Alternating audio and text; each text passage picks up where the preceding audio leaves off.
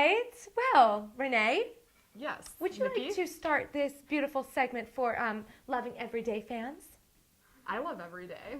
I do too. Do you love every day? I love loving every day. But the big question is do you? Do you love Do loving you every day? love every day? You know what? Sometimes it's hard for me to love every day when we're talking about what we're going to talk about That's right right. now. So welcome today. We love you so much that we're going to share this juiciness that we were just talking about our intimate relationships. And sometimes, I don't know if you can relate, but sometimes we say, you know, our partner isn't loving us the way we really want to be loved. Yeah. Just, I don't understand why he's not loving me the way I want to be loved. And then we came to this realization that is so empowering. Didn't we? We came to the realization that it's not necessarily the smartest choice to be draining your energy with feeling like you are unlovable.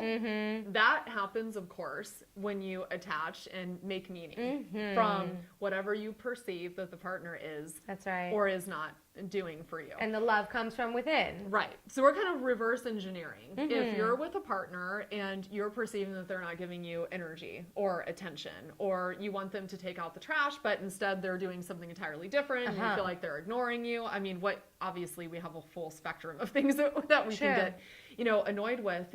Really, if we start feeling, annoyances or anger or something coming up for us, it's a real opportunity to say, wait, like, do I need to take personally what's going on here? Exactly. And if I am taking personally, what type of meaning am I making out of this behavior? Huge shifts. It's really, really, big shifts. And the thing is obviously there are different levels of what we're talking about here. If you're in a relationship and if you're constantly experiencing something that you are perceiving to be unhealthy, that's not what we're talking about, in this segment. We're talking about those kind of random everyday annoyances and irritations and expectations. And projections that you have onto someone else. Expectations. Let me jump in. Yeah. Expectations, they always lead to disappointment. Yes. Because if you always have these expectations, you're going to always be like, well, you didn't meet my expectations, so I'm disappointed. And it's, let's let go of the expectations. And then what happens is what you were actually saying earlier, the blame. And then let go of the blame. We are on the same wavelength the right expectation, when you're thinking they didn't fulfill an expectation, automatically you start blaming them. The blame and guess is what a happens? killer. Ironically, this whole loop, what happens when you start blaming?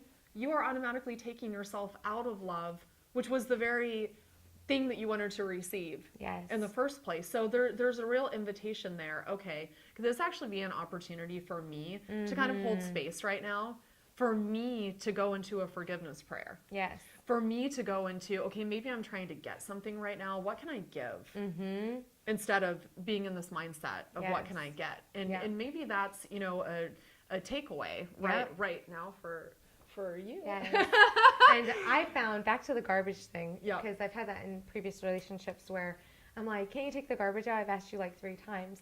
But instead of like asking, take the garbage out, it's like, I would love if the garbage could be taken out. Just express what you would love. Yes. And the men automatically shift into serving because they want to serve you. They really do. And if you say, what would you love? They're like, oh my gosh, she's going to feel loved? Okay, let me take it out. But if you're asking them to do a task, it's like, oh, okay, I'll put that at the bottom of my list because it's like another task. There's definitely a difference between the nagging and giving an opportunity to be a hero in the situation. And also, you know what? Is it that big of a deal for you maybe to even take out the trash that day? I mean, there's a whole series of different questions, that you can ask yourself. But the worst question probably that you can be asking yourself is, why is this person not doing exactly what I want to be doing? There's just, there's not a lot of empowerment that you can get out of that question. And release any expectation over someone else's life. Release the blame and just go internal and love yourself. And realize it's not the freaking end of the world if the garbage isn't taken out, or go take it out yourself, right? And so really feel empowered by removing the expectation, removing the blame, and just coming back to a place of love. And if you really want something done, express what you would love and come from that place, and you'll realize how people want to make you feel loved. Because love is such a powerful word. It so is. Yeah. And give what you want to get. Yes. And ask the other person what they need. Yeah, Nene. Oh, I love you. I love you. Thank you for giving me what I need today and being able to share and express.